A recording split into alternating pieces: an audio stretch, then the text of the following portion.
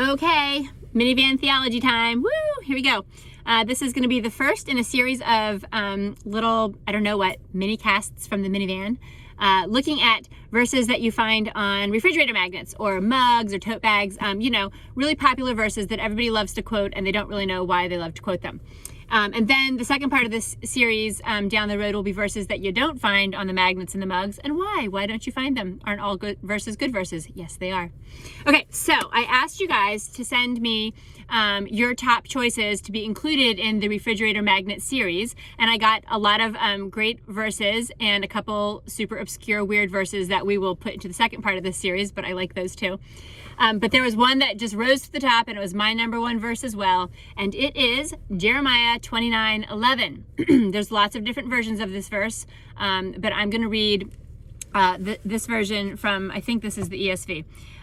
For I know the plans I have for you, declares the Lord, plans to prosper you and not to harm you, plans to give you hope and a future. I actually think that was the NIV, not the ESV. I have the NIV on a laptop in front of me, and I've got the ESV here on my lap, but let's not kid ourselves. Like, I definitely cannot read that font without glasses in the minivan. I mean, let alone in like a well-lit room. So I'm just holding it there sort of as a prop. But the reason I did bring it was because the whole point of this is I want to talk about these verses, and I want to show you that there's nothing about these verses that you can't learn for yourself just by having a good study Bible. Just, a good Bible that has the footnotes and the cross references and some of the sort of intros to each book at the beginning of each book of the Bible. But that's it. You really don't need the fancy degrees. And so we're just gonna use this as we look at our magnets. Okay, so that's such a popular verse, Jeremiah 29:11. For I know the plans. You have probably given it to a graduate. Possibly you've given it to somebody embarking, in a new marriage or in a new job. It's something that we traditionally give to people who are launching into a new, exciting world and they don't know what the future holds, but don't worry because God's got plans for you and they are to prosper you. It's such a warm and fuzzy verse. Okay. So the thing is if you have this verse on a mug or a magnet, the point of this is I am not telling you to get rid of the magnet or the mug. No. You should definitely pin that magnet, drink from that mug. It's a great verse. I mean, it wouldn't be in the Bible if it wasn't a great verse. It's a great verse. It's just that it can be so much greater when you understand the context, right?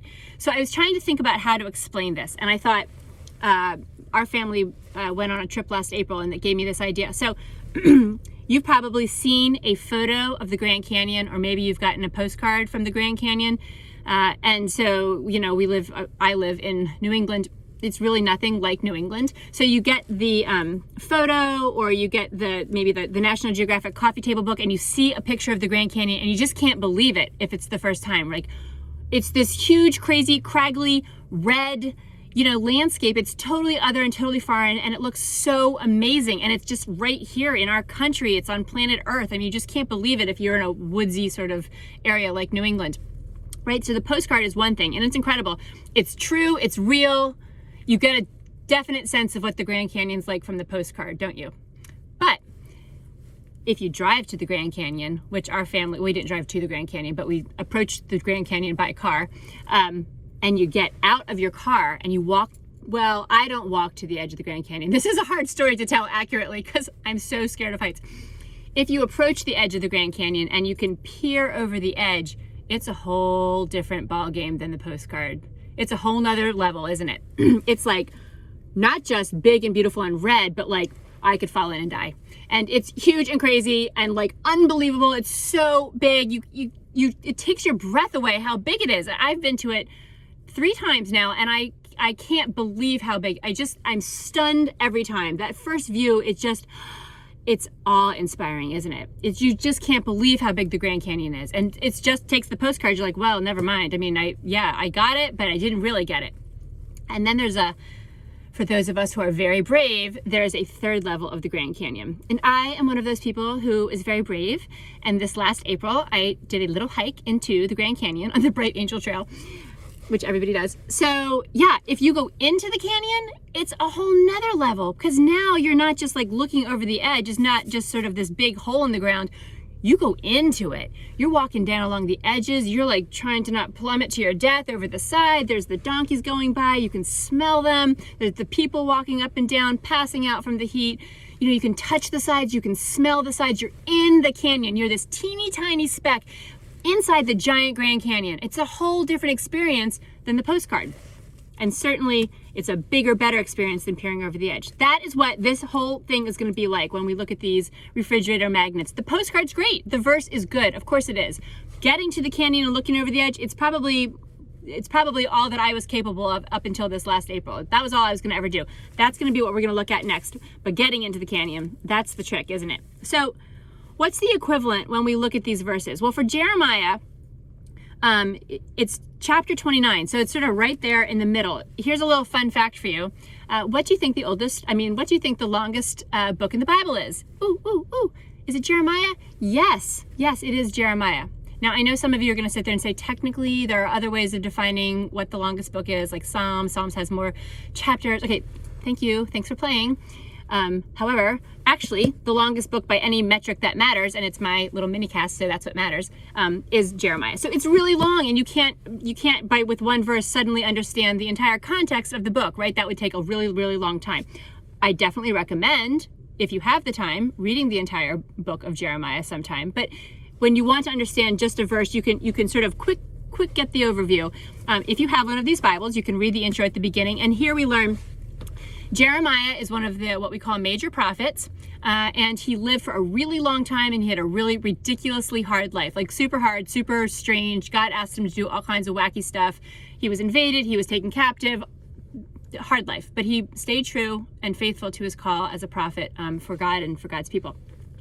He was a prophet during the time when the people were taken into exile in Babylon. You remember the stories of Daniel and his friends, Shadrach, Meshach, and Abednego. There's the fiery furnace and Daniel the lion's den. They were all contemporaries with Jeremiah. They were taken out of Israel, out of Judah, it's the southern part of Israel, and sent to Babylon. And they lived there. They lived their lives there. And Jeremiah was a prophet during all of this time.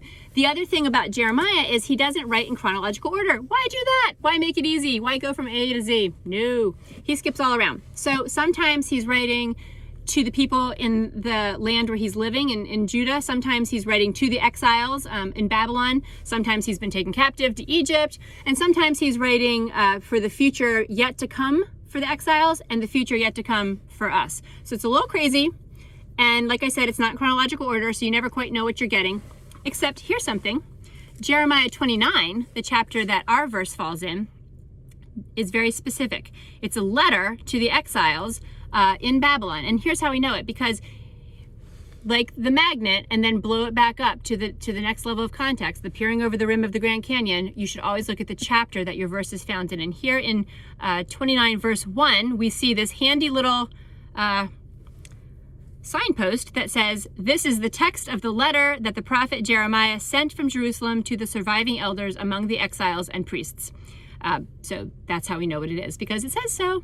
And then he goes on and says, he reads this letter, and it should have been read to the people in exile. This is what the Lord God Almighty says. And he's saying this to, remember, Daniel and his friends, the families that went there, the little kids that were going to grow up in Babylon, the old people that were going to die in Babylon. This is a letter to those people. You used to live in Jerusalem, in Judah. Now you don't. Now you're in exile in Babylon because you sinned against God. You couldn't stop worshiping other idols. And so he let the pagan powers come and capture you. And this is what he says to them. This is God talking to the exiles. Build houses, this is verse 5. Build houses and settle down. Plant gardens and eat what they produce. Marry and have sons and daughters. Find wives for your sons and give your daughters in marriage, so that they too may have sons and daughters, and increase there. Do not decrease. Also, seek the peace and prosperity of the city to which I have carried you into. That's Babylon. Pray to the Lord for it, because if it prospers you, you too will prosper. Yes, this is what God, the Almighty of Israel, says. And then he goes on to say, when 70 years are complete, so that's a really long time, guess what? If you're 60 and getting this letter, you're probably not making it 70 more years. When 70 years are complete for Babylon, I will come to you and fulfill my good promise to bring you back to this place being Judah, being Jerusalem and Israel. For I know the plans I have for you, declares the Lord, plans to prosper you and not to harm you, plans to give you hope and a future. And then you will call on me and come and pray to me, and I will listen to you. You will seek me and find me when you seek me with all your heart. That is the context of our refrigerator magnet. The magnet is not necessarily just for the graduate or the newlywed launching off into their new life. It's for somebody who feels like they are in exile or they are in exile. Now, you know a lot of graduates, but do you know some people who maybe feel like they're in exile? Do you ever feel like you are in exile? This is, you have a dead-end job. You've got a debilitating chronic illness that you will have for the rest of your life. You have family dynamics that are hard and you don't think that they're going to get better in this lifetime. Those are all sorts of exiles, aren't they? There's even, things like you didn't mean to live in Boston for more than 3 years, but here you are going on year 20. I feel a little bit of an exile living in Boston as an Eagles fan, as one should be. There are all kinds of people that actually feel like they're in exile, don't they? Life is hard, and God is saying, that's where I've called you to be. That's where you might be right now. And when you're in that hard place, you're supposed to plant gardens. You're supposed to prosper. You're supposed to seek the peace of the community that you're in. The community of your dead-end job. Yep, the community of your dead-end job. The dysfunctional family that you're in. Yes, the dysfunctional family that you are in. This doesn't mean that you're not supposed to have boundaries, and I'm not trying to deal with mental health, issues here. I'm just saying we are not promised a Walt Disneyland amazing life. We are promised a life where we're probably going to be in exile. And here's why. Here's the catch for this verse that's so important. So make sure you listen to the end here. We've gotten the postcard. We've peered over the edge. Okay, that's what getting the context of the whole chapter is. But we need to go down in that canyon. Because when you go down in the canyon, you've got the whole canyon that you can walk around, and you don't know what's going to be around the next bend or how much deeper it might go. That's digging into the whole Bible. Where does this verse fit in the whole Bible? Well, the whole Bible is one story, and it has one main character. And guess what? It's not you. You're not the main character. But God, who is the main character, wants to be in relationship with us. And from the very beginning of this story, we blew it. We messed it up. And the whole story is about God making a way for us to be in relationship with him through his son, Jesus. And that means he does have plans for us, and they will prosper us, because if we follow Jesus, he is creating this new heaven and this new earth. But for now, at the very largest level, at the biggest scale, we are in exile. This is not our home. We are just strangers passing through, and that is a form of exile. And yet God says you don't get to sit there and be like all holier than thou on a little cloud. No, that's not what he's telling us to do. He says, get out there. You're in exile. Get out there. Plant your gardens and eat the produce. I feel bad for people that have to eat my gardens because they wouldn't be eating any produce. I don't even know what they'd be eating. But we are supposed to live in this world, and we are supposed to engage in this world. We're supposed to marry and build houses and have jobs and seek the peace. That word for peace is shalom. It's what God created in the garden. We're supposed to seek that right here in our own world. That's what this verse is about. You are in exile. That's why you feel like you're in exile, because you are in exile. And you might be in exile in specific ways in your own life, but as people who follow Jesus, we are in exile. That's being down in the Grand Canyon because you're in the story. You're not the main character, but you get to have a role in God's big story. And the good news is that just like the people that were in exile in Babylon, he says, and then I will bring you back.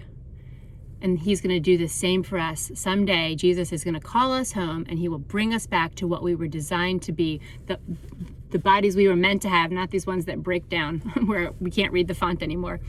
And he says, you will seek me and find me, and I will be found by you.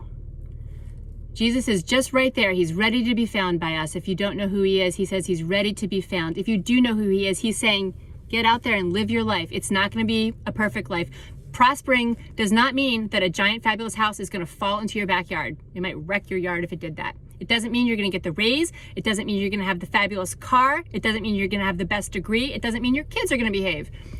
It means that you're going to follow the one who's going to bring you back home someday to the perfect design that you were called for. And until that time, you just live your life and you trust God. You trust God to take care of the plans. He does know what they are. We don't know what they are, but he does know what they are. And that's what he promises here. He promised it for these people. They had to live their 70 years in Babylon. Some of them died. They never got to go home.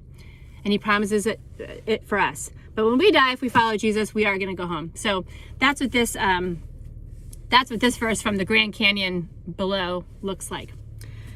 All right, let's see. Did I keep it to 15, just a little over 15 minutes? But that's all right. Okay, that's my first refrigerator magnet.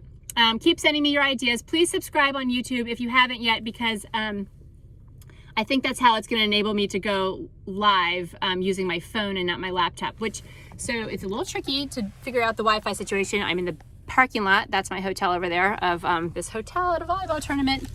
Parenting is so fun. All right, thanks for watching. Please share this. Jeremiah 20:11. If you've got the magnet, now you can look at it proudly, carry your mug in your tote, because now you know what the verse means, and it has so much power, so much promise that God gives us in his word. All right, thank you.